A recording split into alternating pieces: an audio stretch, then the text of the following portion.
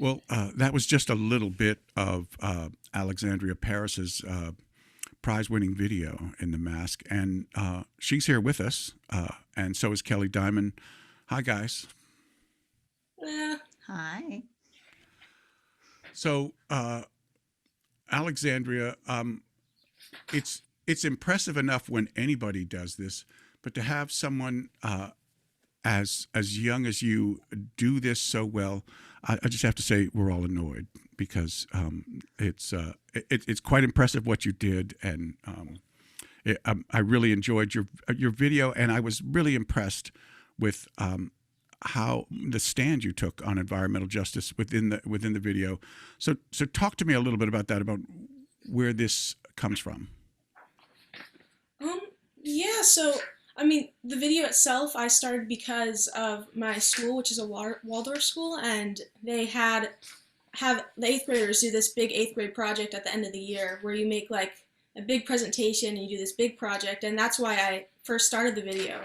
But the reason I chose climate change was because that's just something I've been learning a lot of throughout my life, and it's something that I just feel really passionate about because, especially in middle school, I realized how much like everyone was talking about, oh, I want to do this in my future, and for me, I couldn't really think about that because I was worried like, what if we don't have a future because of climate change and how our Earth is going to be when we are adults and get to do all these things that everyone else gets to do.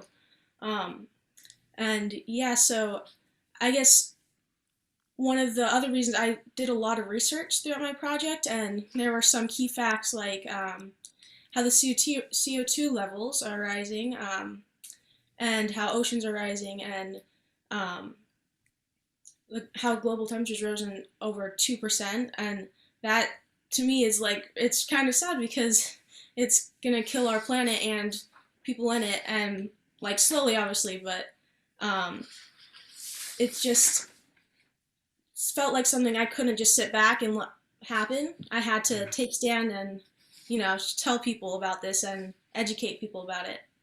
Does it seem weird to you that it's such a controversial topic when it seems so obvious? Because uh, that has struck me always.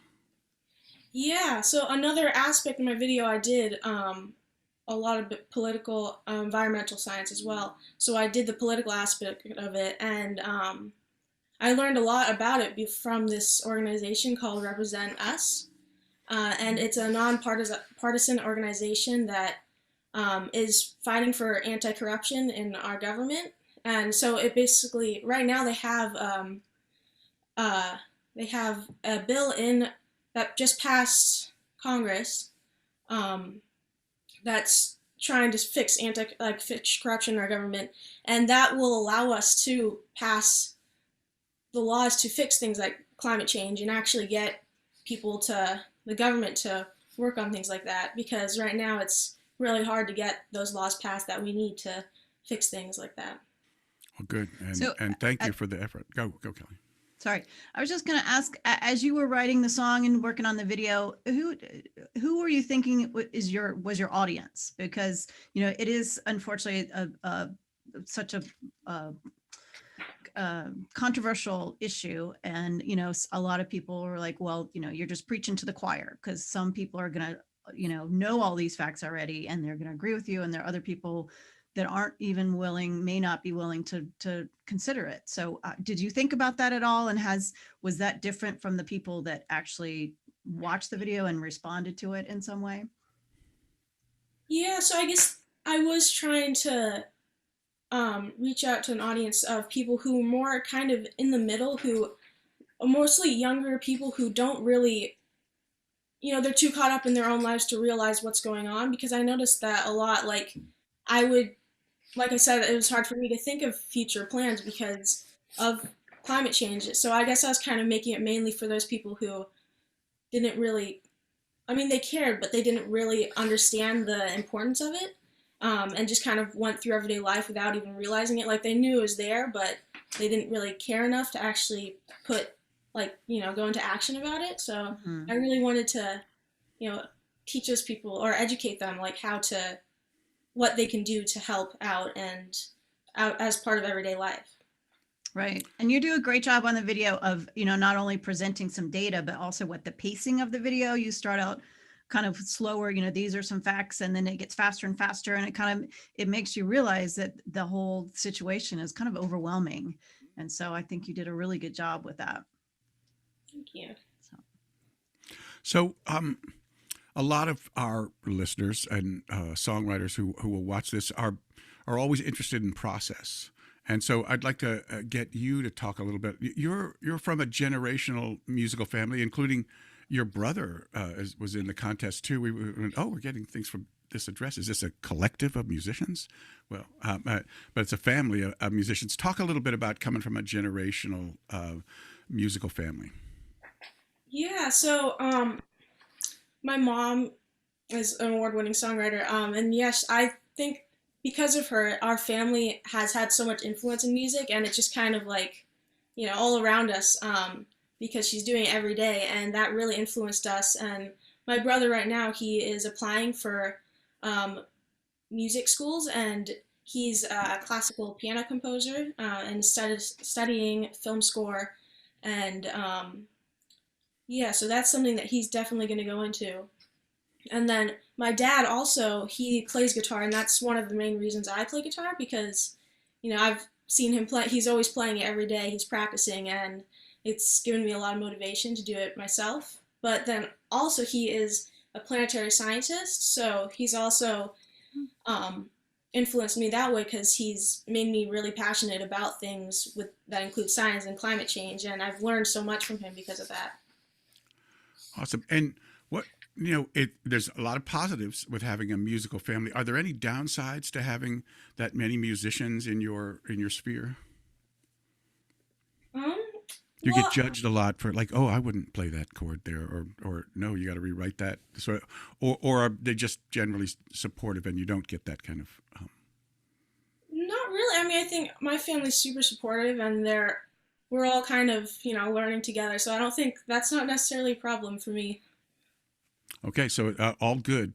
You hear that, ladies and gentlemen? It's all good to come from a musical family. That's great. So, how do you view music going forward? Are you going to continue to write songs? Are you going to continue to do this as part of the rest of your life? Yeah, I mean, I love music. I'm not really sure. I love so many things. I'm not really sure what I want to do for my future, but I definitely want music to be a part of it and something that I can continue learning and developing. Great. And what are some of the other areas that you're thinking about moving into? And will music? How would you bring music into that, or how will they affect your music? Obviously, the environmental passion you have affected this music. Um, well, I guess I'm passionate about that, but a lot of other things that I'm passionate about too are like, I love doing acting and art, and I'm like soccer and I know a lot of things. It's kind of, I'm not really sure like what I want to do in my future, but definitely, yeah, something that involves that I could still go back to music or use music, and also something that involves science and, helping change the world.